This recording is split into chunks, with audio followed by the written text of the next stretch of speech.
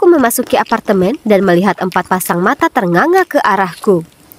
Tunggu dulu. Aku kenal Eric dan Philip dari kelas matematikaku. Dan cewek yang saat ini menatapku dengan sombong sambil memutar-mutar rambutnya di jarinya adalah Jessica. Ya, aku sebenarnya tidak mengenalnya, tapi reputasinya sebagai orang kaya dan sombong sampai di telingaku. Lalu yang terakhir, apakah anak Imo itu? Siapa namanya lagi? Memutuskan untuk memecah keheningan yang tidak nyaman ini, aku berkata, "Oh, hey, jadi kalian juga kena skors?" Tidak ada yang menjawab.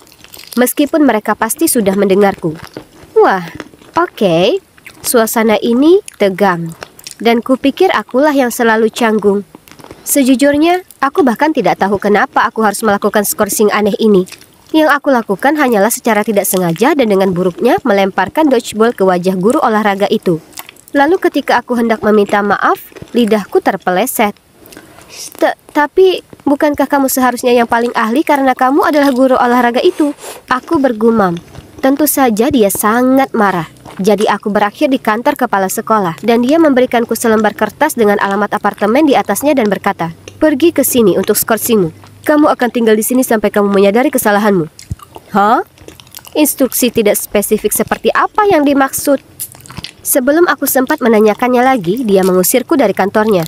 Sekarang, disinilah aku di apartemen acak ini bersama anak-anak yang tidak banyak bicara ini. Saat aku melihat mereka, tentu aku tanya apa yang mereka lakukan hingga bisa sampai di sini. Apalagi karena Eric adalah murid yang berprestasi. Apakah dia melakukan kesalahan di klub catur atau semacamnya?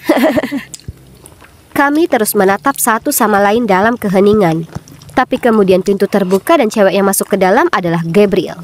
Cewek tomboy yang riang di sekolah kami. Dia mencibir. "Selamat malam, sayang." Hebat. Sekarang aku terjebak berbagi tempat tinggal dengan seorang cewek yang melakukan lucon seperti mengelap tisu toilet ke mobil kepala sekolah dan memenuhi laboratorium biologi dengan katak hidup. Tapi, sungguh, bagaimana kita bisa sampai di sini? Ayo kita lihat ada siapa saja di sini. Gabriel menggosok tangannya sambil berjalan berkeliling dan menatap kami. "Putri Jessica? Aduh, kok bisa?" Dia mengangkat alisnya dan menyeringai dengan sinis. "Duduk dan tutup mulutmu." Gabriel memberinya tatapan kotor. "Ini bukan bola basket. Kamu bukan kapten di sini, dasar." Lalu dia menghampirinya. Eric pucat. Jessica memutar matanya. Dan si bocah emo? Ya, dia sibuk membuat sketsa sesuatu dan jelas-jelas memilih untuk mengabaikan keberadaan kami. Kami baru berada di sini kurang dari 1 jam. Dan hal terakhir yang kami perlukan adalah berkelahi. Jadi aku melangkah di antara mereka.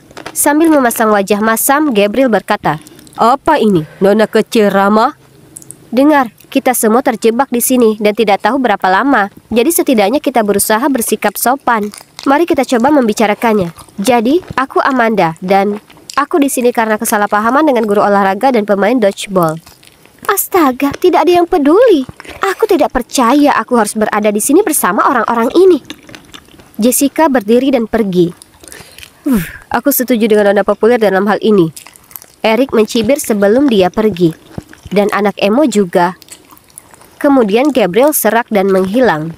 Hanya ada Philip dan aku yang tersisa di ruangan itu. Dia seharusnya tampan dan sebagainya. Tapi melihat dia sekarang, menurutku tidak. Keheningan yang canggung ini sungguh tak tertahankan. Ini persis seperti film The Breakfast Club, tapi jauh lebih parah dan dalam waktu yang lebih lama. Siapa sih yang harus mengemas pakaian untuk ditahan? Aku tidak tahu berapa lama aku harus tinggal di sini. Jadi aku memutuskan untuk pergi tidur. Aku masuk ke kamar cewek itu dan melihat bahwa kedua tempat tidur di sebelah jendela sudah terisi. Sayang sekali, mereka mengambil tempat terbaik. Dengan enggan aku naik ke satu-satunya tempat tidur yang tersisa dan berharap hari esok tidak akan seburuk hari ini. Keesokan paginya, aku terbangun karena mendengar teriakan. Ya, aku menggosok mataku dan menguap.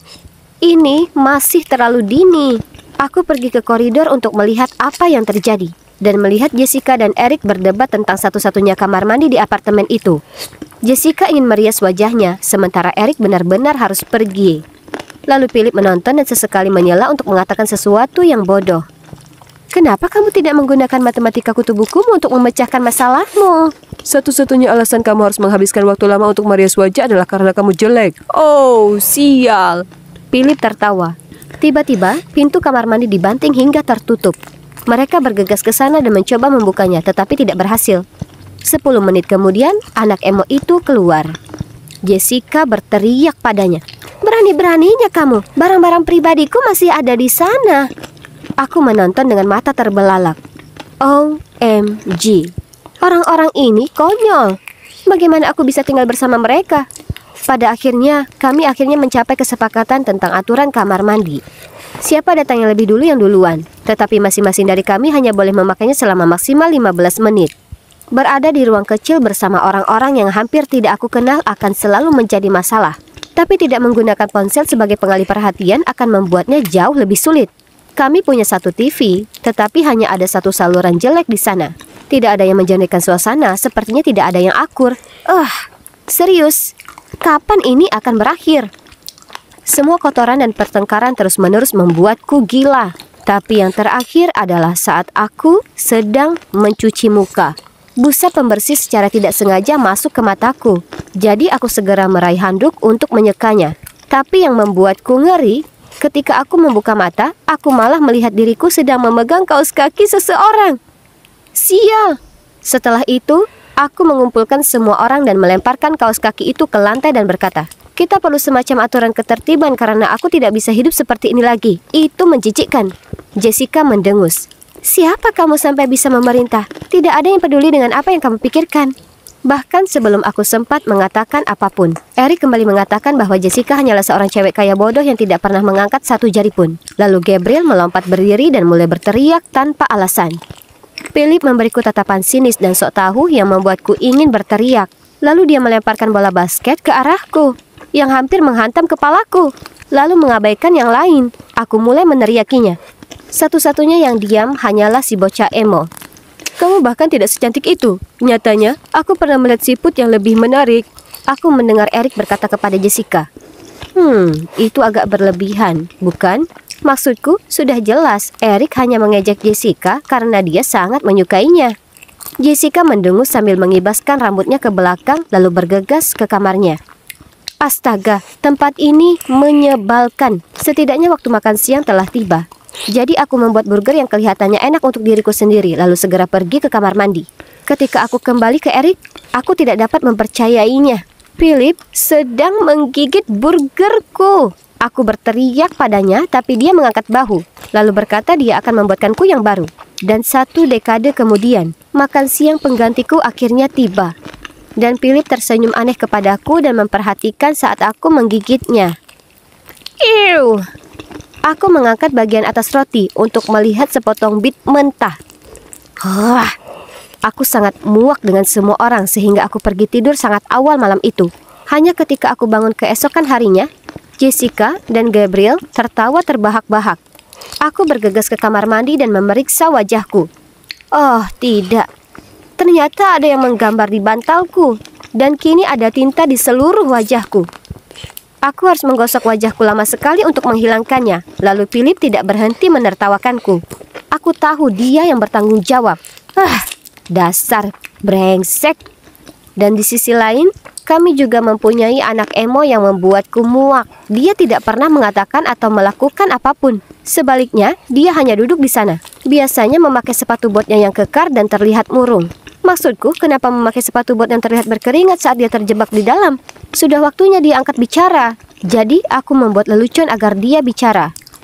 Saat anak emo itu sedang mandi, Eric dan aku mengisi sepatu kesayangannya dengan mayo. Beberapa saat kemudian, aku mendengar bunyi gedebuk keras. Lalu anak emo itu berjalan aneh melintasi ruangan dengan kaki berlumuran mayo, sambil memegang salah satu sepatu botnya. Apa kalian kehilangan akal sehat? Dia berteriak. Dan jujur saja, aku terintimidasi oleh sisi lain dari dirinya. Lalu entah dari mana, Jessica muncul. Dia menoleh ke arahku dan mendorong bahuku. Itu keterlaluan, ya kan? Oh tidak, kamu tidak melakukannya. Aku tidak akan membiarkan orang seperti dia berbicara kepadaku seperti itu dan lolos begitu saja. Jadi aku mengambil posisi defensif dan memelototinya. Kami akhirnya saling menatap ketika tiba-tiba aku merasakan lengan menarikku ke belakang. Itu adalah Philip. Aku mencoba melepaskan diri dari cengkramannya.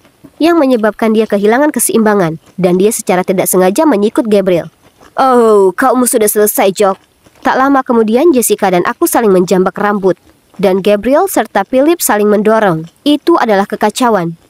Berhenti, kalian semua! Itu adalah anak emo.